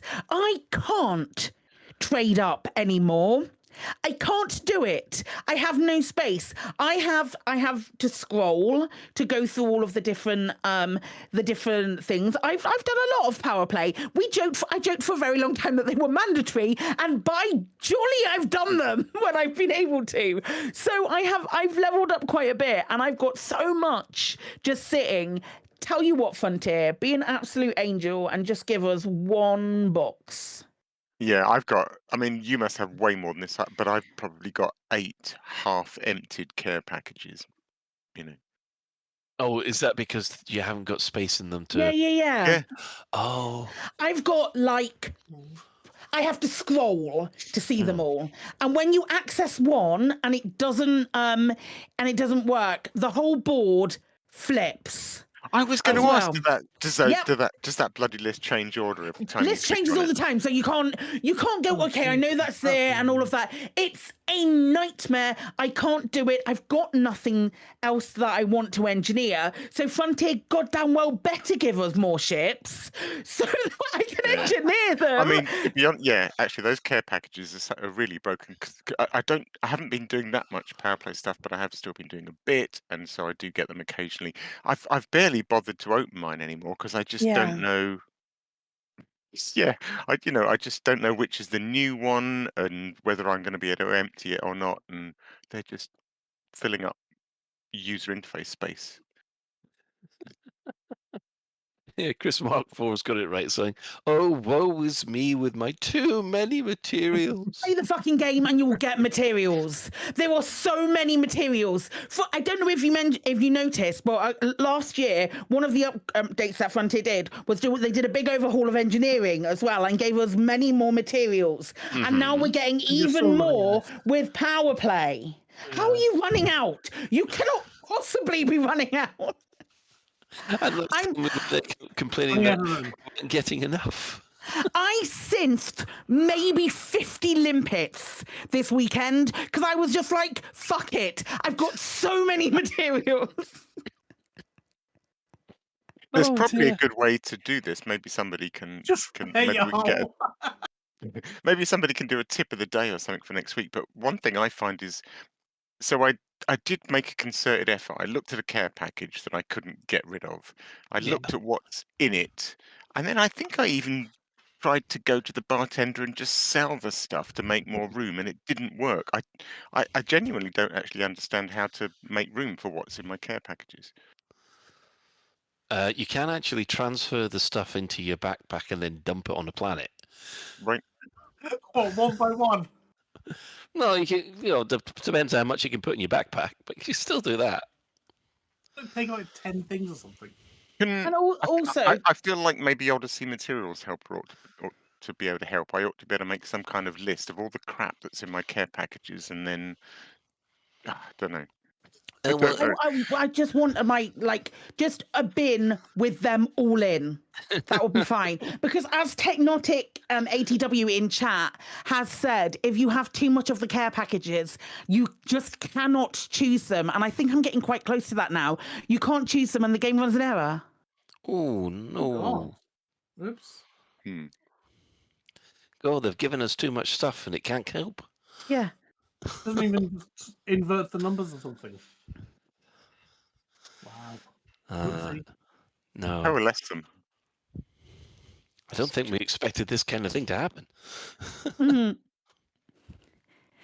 They're just being too generous with stuff. This is the thing. Well, yeah, it all depends on the right kind of stuff. That's the issue.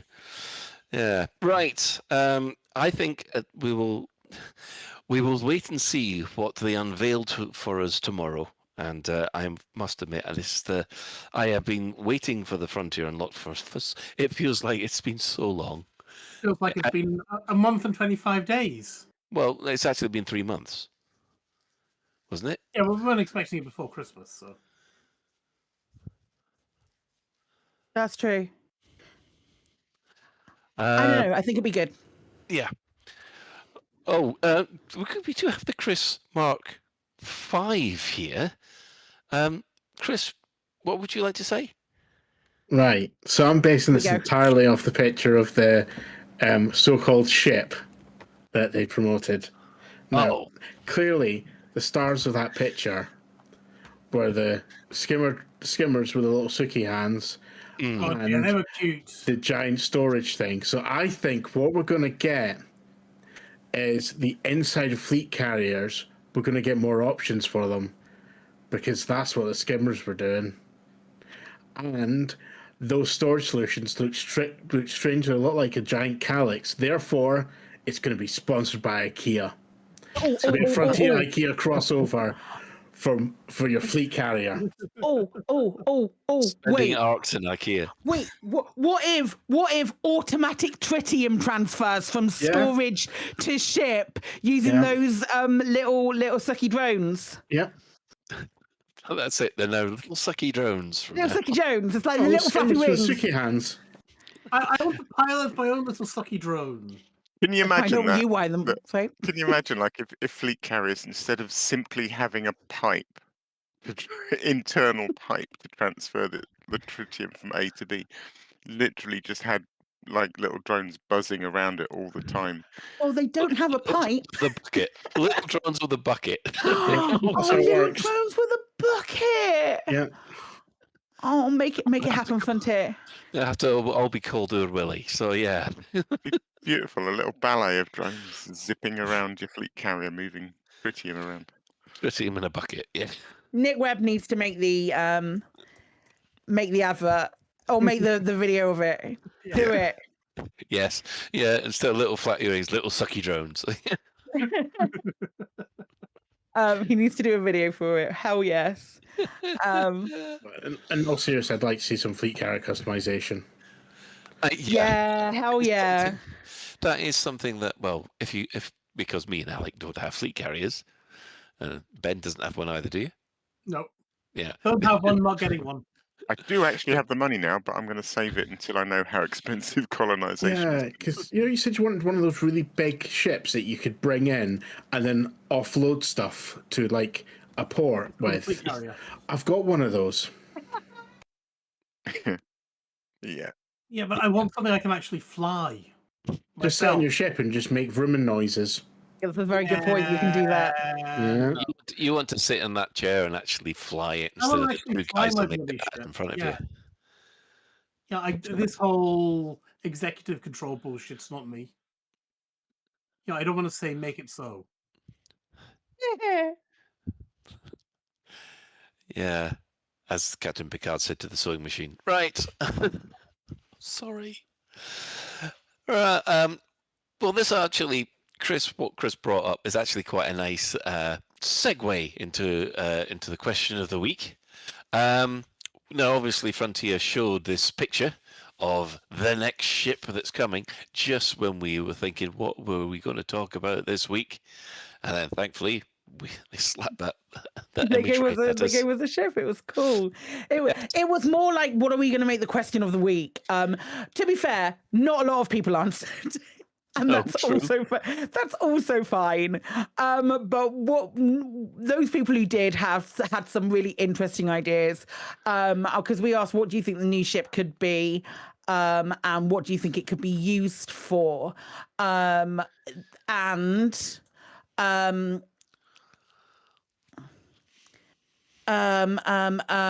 Zulu Romeo said definitely a Saud Kruger, hopefully keeping the naming convention of toothed whales as passenger ships. His suggestions were narwhal yacht, porpoise dinghy, and sperm whale bus, all of which I thought were brilliant. I like the narwhal yacht. I can visualize that. 100%. It's great. Yeah. Commander Mech. Oh, sorry, Colin. Go on. No, go on. All right. I was just going to say, Commander Mechin chips in and says, most folks say a medium Guatemala, either that or a medium Saud Kruger passenger liner. Well, what do you think, Mechin? I didn't ask you what you thought that other people thought. I asked you what you thought, Mechin. With all due respect. Respectfully, that's what I asked. I have Bill P. He says, I think it's a medium-sized passenger/cargo ship for colonization. The Porpoise, a ship with purpose. Hey, he wrote that, not me. Also, if the ship is a decoy and we're getting survey drones for scouting base locations and for explorers for locating and scanning biologicals in those impossible to land locations. I'd like to see new colonization cargo containers for livestock, agricultural, that can be only carried on passenger ships for environmental reasons. We could have new missions where you have a time-limited transport of animals, as not everyone has access to Etienne Dawn's meat. Brackets, hampers.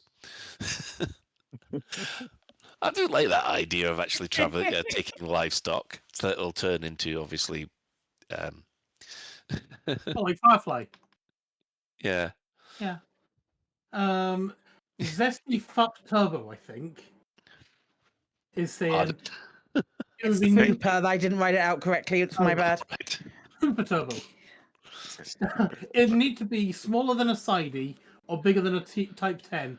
Otherwise, the market is kind of saturated. Well, Well, I completely disagree. How about I 100% disagree. Yeah. Yeah. I've got no issues with the US left, though. Yeah, but I think that we have always been missing a medium passenger vessel. Mm. And yeah, this Yeah, seems because the Dolphin's small, isn't it? yeah, and the Orca's large, which was weird. Yeah. Anyway, Julius says, I would like to see a Mark II variant of the Type 9 or Type 10 that is designed for SCO travel to supply colonization slots that are far away from the main star, and maybe with an additional specialization that could be helpful for colonization, like maybe some kind of limbic control built in. I like that idea. Mm. I like that idea a lot. but that was it's definitely not a T10 or a T9, is it? Because it's far too pretty looking. From what You we've never seen. know. You never know. They might have taken design influence from other places.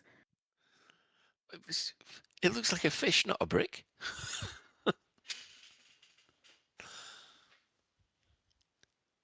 Sure. Sorry, I was gazing at the picture on another screen, trying to decide what I thought about it. I saw one of those sticky drones. Yeah. There's some nice hats if you zoom in. Sorry, Atris 5060. That's what I think is coming. Hats. Next with monocles. Yeah. Atris 5060 says medium Guatemala Imperial Clipper Mark II, which will be the only medium-sized Imperial ship you can bask in at an outpost. Or medium and medium South Kruger passenger ship, which I'll call the Porpoise to follow the naming scheme. Yeah, there we go. Several votes for the Porpoise now. Mhm. Yeah. Yeah. Go on, Ben. Yeah. Nicey's saying, a medium Imperial ship, please. A ship I can bask in. Is it bask or bask? Yes. If you're Yeah. from Bath. No, I think if I was Imperial, I'd probably say bask. Anyway, preferably whilst watching a pirate explode. Yes, we want to bask in while watching pirates explode. There's only certain things that you can do. We don't have a medium Imperial either, do we? We don't have Because the Clipper's large. Yeah, so those are the two slots that are genuinely missing. Zesty Fupa Turbo. Those are the two slots that are genuinely missing. That the market is not saturated. Little Big Yin says a medium Saud Kruger Taurus ship. It will be the midpoint between a dolphin and an orca. It will SCO, obviously, and it shall be named the Narwhal. Now he's done that on purpose. Oh dear. Oh yes. What are you guys expecting? Exactly what everybody else has. It looks like it's going to be a medium passenger vessel. And although I must admit, when I did look at that that picture, apart from all the health and safety violations that Little Biggin also pointed out, but the new probes, there seem to be some kind of new probes or something being highlighted on the computer screen that looked interesting. Yeah. Yeah. The only other thought, it doesn't really fit, and I did see someone else say this. There's something about the little kind of, it's like a little dark grey sort of grill right in the centre of the picture, just to the right of the commander's eye line. It almost reminds me of like whales, like baleen teeth or something. But it for some reason, it reminds me of the eagle. I don't think it's a different class of eagle, but there's something about its styling that gives me sort of eagle vibes. You know what we're going to get, actually? We all think it's that big ship. What we're actually getting is those probes, and you can manually fly them. Yeah. Getting skimmers. That's what Bill P said. Yeah, I want that. We're getting no. Little sucky flippers. That's what you want. Okay, got you. Look, I want access to fly the entire range of little little skimmers. So if it's a Saudkruger, it will be like a passenger liner, right? Because I think the general consensus is Saudkruger or Gettemeier. Are we right in saying that? Do you think? Oh, yeah, it definitely looks imperial. It's one of the two. She's sleek and fancy. So if it's a Saudkruger, it will be another passenger liner. If it's a Gettemeier, are we getting another jack of all trades? Do we have an SEO fighter? Yeah, the Python Mark II. Yeah, Python Mark II. The Python Mark II is a fighter. I've been using flipping not multi-role. Yeah, flipping between that and the Fer de Lance, and they both kick serious bottoms. So Can confirm at the trade CG, I'm definitely seeing some griefers in Python Mark IIs these days. But to tell you the truth, that's one of the reasons it was there. I like the suggestions on the chat room. They're all saying it's an Imperial ship, Imperial trader. It's definitely one of the pretty ones, isn't it? It's an ice ship. I have a question. If it's an Imperial ship, does that mean it's locked behind Imperial rank? That's a very good question. And what happens if you've paid good arcs for it, and then the game says no, you can't have it? I know you've paid $15, but you can't have it because you haven't got the rank. No, they wouldn't lock it behind the rank No, system anymore. it's complex, I don't think so. No, I don't think that works. The rank system's kind of died a death, really, hasn't it?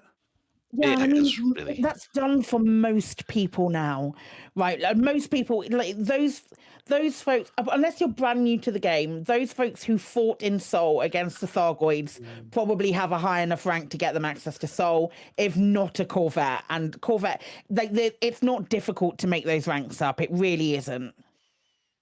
Really? I thought it was still quite a grind. Nah, it's not that bad. It's not that bad if you know where you're going. Fair enough then. I know because I still haven't got to the end of the Imperial grind. That's still one of the ones I've got to do. But do you not have the Corvette? That's not an Imperial ship. Do you not have the cutter? Sorry. No, I've got no interest in actually getting the cutter, to be honest, because I've got my clipper. I'm quite happy with my Imperial clipper, to be honest. I don't need anything more Imperial. And that's how I feel with Corvette. But I'm not really that enthusiastic about the Corvette either. Sorry, Kit, but it's that's fine. Yeah, that's fine. You're wrong, but it's fine. Yeah. I'm still bitter about the way the feds treated me back in the very early days. That's still because you suck, Ben. Yeah, that's 10 years ago. And I swallow, so that's fine. Sorry. And yes, okay. Yeah, so we find out tomorrow, I guess, and we'll. I must admit, now that I'm looking at these droids, I want the little sucky droids. Everyone wants a little sucky droid. And I've lost them now. I appreciated somebody's comment on something like sucky, slurpy, slurpy. Tal Cabo, there it is. Yeah, sucky, slurpy. I approve. How cool would it be if when we do the colonization thing and we plonk down our surface bases, that these little sucky droidy skimmery things are zipping around building it for us? Oh, I'd love that. That'd be beautiful. That'd be nice. It reminds me of the pit droids from the Mandalorian. Yeah, a little bit. Yeah. The ones who slap each other. Yes, it was basically based on the Three Stooges. Yeah. Anyway, I do like this. Chris Mark 4 is saying, I'm looking forward to them introducing the massive Tetris that you could do in the loading base. Amazing. That's Star Citizen, isn't it? Yeah, it is getting a little... Yeah. Right. We'll just quickly move on to any other business. Has anybody got any other business? Apart from we're knackered after Game Blast. Well, I will put. There will be a link if you do fancy listening to the Jeopardy show, which is on YouTube, and if you do fancy dropping us a listen or dropping us any more money, there will be a link to the Tiltify campaign in there. As an addendum to that as well, can I very quickly mention Twitch highlights? Because some of you would watch Lave Radio or catch up with Lave Radio on Twitch highlights.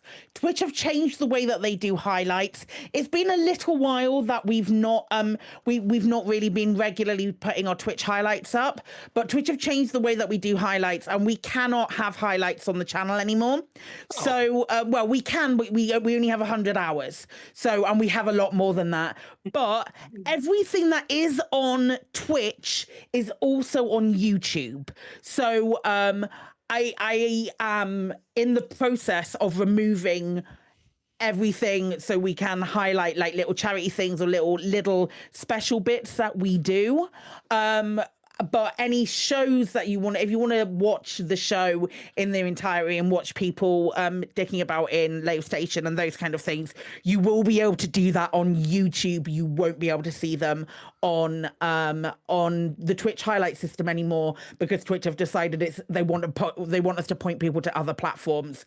But that was I just wanted to do a PSA. If you go back and look for old highlights, and they're not there anymore. Excellent. Here we go. A bit late, but I love doing a Rubison's idea of an Imperial-based SRV. Oh? Yeah, I like that idea.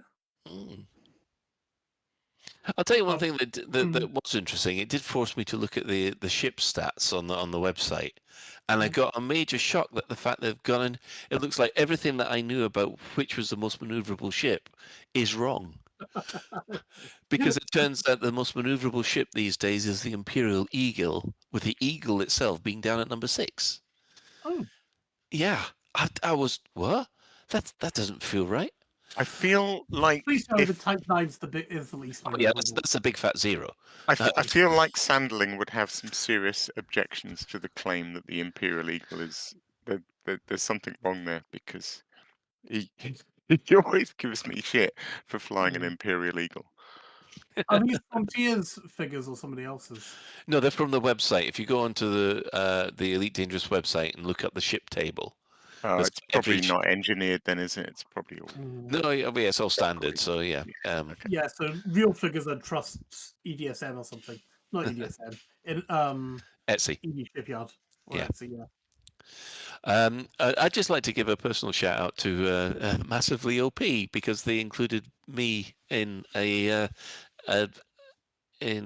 of their articles, which was quite ironically, it was about Elite's exploration being its biggest strength and weakness, because even though the game has 400 billion star systems, that's 400 million, players have managed to explore less than 1% in the last 10 years.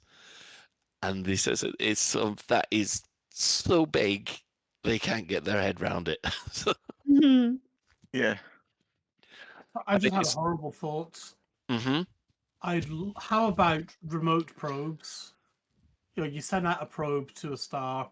It takes a few years. It takes some time to get there, and it reports in. Sorry. So everybody's sending out probes instead of flying out there themselves. Maybe within a 25 light year range or something. I don't know. Just thinking that through. Yeah, sorry, it's just a random thought with what you were saying. It just made me laugh. She's Bree, who's done the article, says, in other words, at the current rate of exploration, it will take elite players hundreds of years, i.e. several generations of humans, to map it all. Your grandchildren's grandchildren's grandchildren won't even see it done. That's it. This is the thing, though. This is the thing. This is the thing, though. When you see people going, "Oh, we want to go to a new galaxy, Frontier. Let's go to a new galaxy," and then we've not seen fucking any of it, man. No, it made me laugh hilariously, because I don't know if anybody else has been watching Behaving Beardly, but I was looking through his old Twitch streams, and the Twitch stream where he discovers the galaxy map and pulls out and out and out, and he just going, it's this big. Always a good moment. It is. I remember when Cola did that as well. She was just Yeah. It's wild. It's really good. yeah. Right. Well, on that note, I think we'll give our shout-outs. So, first of all, our sister station, Hutton Orbital Radio, broadcasts on a Thursday from 8:30. You can tune in at twitch.tv/Hutton Orbital Truckers. Or if you just want the audio, go to radio.thefourthemug.com, and tickets are available for ECM. So, woo. And yeah, I just booked the hotel room, so I'm now completely covered. Whatever problem they had with the hotel website is now fixed, so yay. But the Discerning Commander likes a bit of CQC action. Check out the CQC Discord at discord.me/EliteDangerousCQC. For those of you that will give out shout outs to the other Elite Dangerous podcasts, which there's the Guard Frequency, who do other space games as well. There's also the wonderful Loose Screws, who talked more about lasers than I ever knew about in the last episode. And of course, if you speak French. Hi. Just let the funky music do the talking. You're just addicted to saying that now. Me by surprise. I literally wrote in the show notes to remind you to say it. Because you missed out on it that much last week. And I forgot. Oh no! I've got to get that stupid Scotsman to tell them about the French people. Yes, there is the Elite Dangerous podcast. Would that be the Old Alliance, Colin? Obviously, yes. Even though I mangle their names just as bad as I mangle everybody else's. So following this, we have the latest Galnet News Digest, as provided by Commander Witherspoon and Commander Beetlejude. And special thanks go to everyone who's chipped in at the Twitch chat. And do we have any in-game commanders, Ben? Yes, we have had a few in-game commanders. We have had PR, Soka 42, DR, The Jinx Effect, Siberius, Actual Genuine Elvis Kremen, Verbal Kint, and Stephen Usher. Oh, wow. Wow. Well, thanks everybody for turning up and keeping Chris and Ben company. Keeping Chris company, I was feeling antisocial. Yeah, Ben just left me here, just abandoned me, left me at the bar. Yeah, what about Uncle I tried to get a drink at the bar and they said no, so I'm looking in space instead. I must admit, Commander Stephen Usher does genuinely look like Stephen Usher. Oh, he does. It's such a good. It's such a good commander model. Yeah. He has nailed it. Yeah. Well, special thanks, of course, go to Commander Tokuso, JN Trax, and Alan Stroud, who have all created music that we use on our show. So that's it for another episode of Lave Radio. If you'd like to contact us, you can find all the contact links in the home/contact us menu of the laveradio.com website. Do let us know if you have any questions or if there's anything you'd like us to discuss in a future episode. Lave Radio is recorded live on a Tuesday evening at 8:30 and streamed out at laveradio.com/live. So, thanks to Ben. Good night, Colin. Thanks to Claire. Thanks all. Okay, bye. Off for a good lie down. Thanks to Alec. Thanks, Colin. Night all. Back up the keybinds. Back up the keybinds. Good. He's nice. He's up. It's nice and easy. Wise words, mate. And special thanks, of course, goes to today's tech specialist, the Chris Mark IV. You're welcome. And special thanks, of course, goes to Chris Mark V for his one comment. You're welcome. Yay! Yay! Right. Still can't tell the difference. Really, still can't tell the difference. That's just the weirdest thing to me. So, until next time, Commanders, fly safe. And if you can't do that, fly dangerous.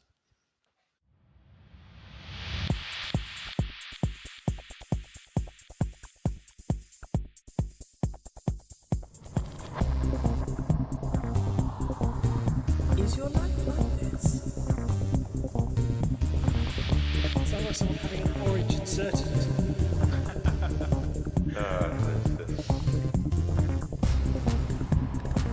Need a safe word. Space can be low.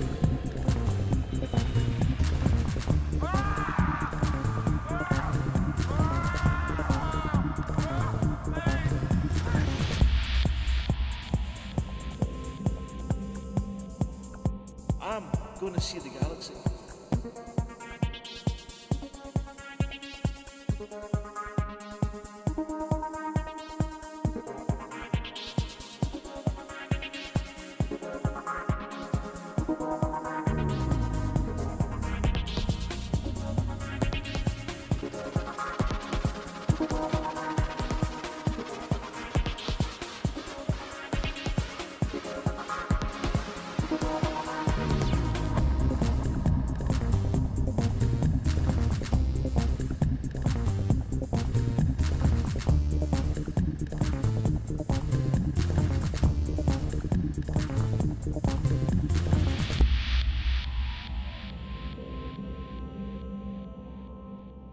Ah, damn it. No worries, guys. Hold the fort for 2 seconds. I'll be right back. Galnet News Update, 25th of February, 3311.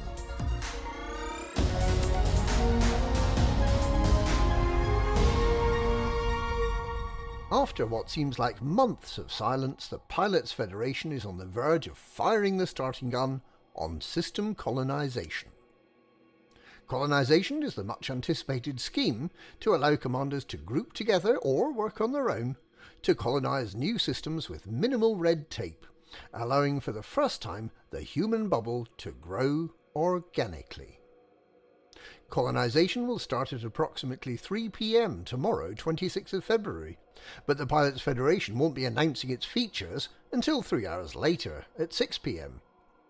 It'll be first come, first served, and there's expected to be a rush to buy a colonization beacon and reserve favourite systems. The founder and commander-in-chief of the Pilots Federation has confirmed that although there may be tweaks to things like the colonization range, the amounts of commodities required to establish the first starport, and possibly also the cost, this will not be a rehearsal, and all claims staked and fulfilled will be honoured. There will be no refunds. That is, not unless something really, really awful happens, like someone accidentally colonising Raxxla. Canon Interstellar Research has already published its plans for colonisation, which are to expand straight up in the direction of Polaris. They plan to expand out of the bubble, not into it, and they will form no alliances with other factions. There's also hope that the Pilots Federation will be able to announce more information about a new ship. A picture was leaked last week, but there are as yet no hard facts other than it looks like it might be a ship with an Imperial connection, possibly Gutamaya or Saud Kruger. Will it be a passenger ship? A dedicated mining ship? Something specific to do with colonization? Hopefully, we'll get some answers tomorrow.